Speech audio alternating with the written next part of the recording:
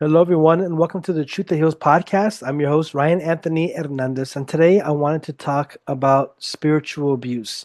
But upon preparing for this episode, I also had to really admit to myself that I can't only talk about spiritual abuse. I have to discuss as well physical abuse. While this episode isn't going to be super long or extensive, and it's not like I've gotten all these courses and done all of this like extreme research, I just wanted to share like what are my thoughts and how do I feel? And I'm open to hearing from you as well in the comment section. Hopefully it's done respectfully, so we can have growth and maybe help me as well to have better understanding. But real quick, I wanted to do a quick refresher on that last episode or one of my previous episodes, solo episodes, where I was speaking about religious abuse. And the way I see religious abuse is, for me, it's like when someone uses a scripture passage, or it could be a doctrine or teaching of the religion or group, or it can even be a position of authority, and they use it in a way to cause harm. And that's how I was kind of like I kind of worded it in the last or in the previous episode. And I was thinking like when you hear spiritual abuse, like automatically many times our minds, I want to say my mind goes to, oh, religion, boom. But I was thinking like, religious abuse, it can turn into, yeah, spiritual abuse, but it can also turn into physical abuse. And it's not only limited to religions. It can happen in families. It can happen in other areas of life, physical and spiritual abuse. Because the way I see physical abuse is that physical abuse, it'll leave a bruise, it'll leave a mark. And spiritual abuse, sadly, it might not leave a mark or a bruise, but internally on the soul or in the heart, however you want to describe it, it can leave a mark for life. It can really leave a dark impression. It can really leave an internal bruise that has difficulty to finding healing. A physical abuse, you can heal physically from that. The body can recuperate. Those bruises hopefully can be healed, or sadly physical abuse can go so far. And I'm not doing a whole entire episode on physical abuse, but we all know how far physical abuse can go. It can really end the life of a person. But spiritual abuse, for me, while it might not leave these physical wounds, it can really take the life out of a person inside, internally, where it's like as a person who has gone through physical and spiritual abuse, the bruises are gone, but the effects remain, like the wounds, like the trauma, or that feeling of who could I have been if I didn't have to endure that situation. So yes, like I said earlier, there's like if there is physical abuse, it's terrible. While the body may get hurt, the body may, like I said, heal, but internally in the heart and in the mind, or for me, like in the soul, it can really like change one's identity and make one wonder, who, who am I?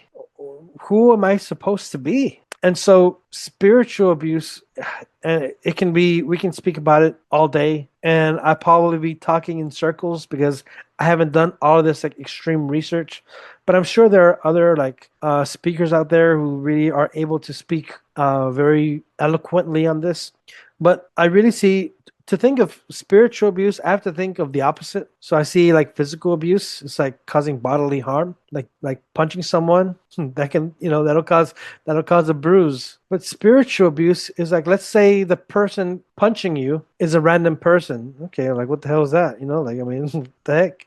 It's going to cause a wound. But let's say that's a person that you love or a person that you trust. Now it's not only a physical wound, it still is a physical wound, but it has that spiritual attachment where you know this person and you look at them and you're like, my gosh, I thought I knew you. I thought I loved you. I thought you loved me.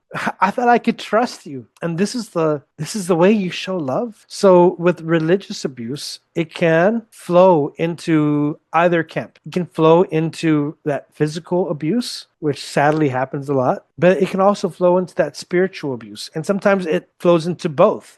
And it's not only limited to religious bodies. So if you're thinking like physical and spiritual abuse, or like spiritual abuse is only a religious thing, I disagree. I think physical and spiritual abuse can happen outside of a religious body as well. You see, like in friendships, or you see uh, in families. Sometimes there's domestic abuse.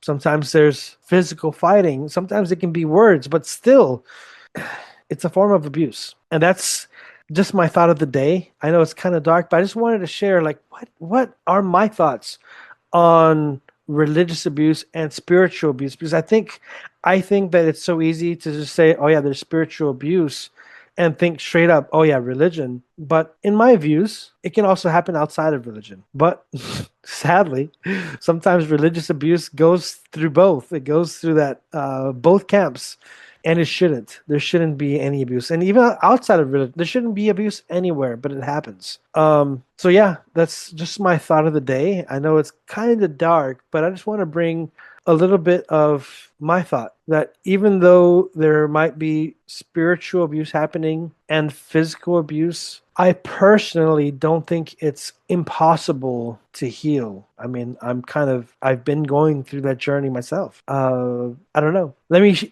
share with me what you think in the comments. I would love to hear it. And hopefully it's all comments are in good faith. Hopefully no hate, but whatever. I can't, censor anybody.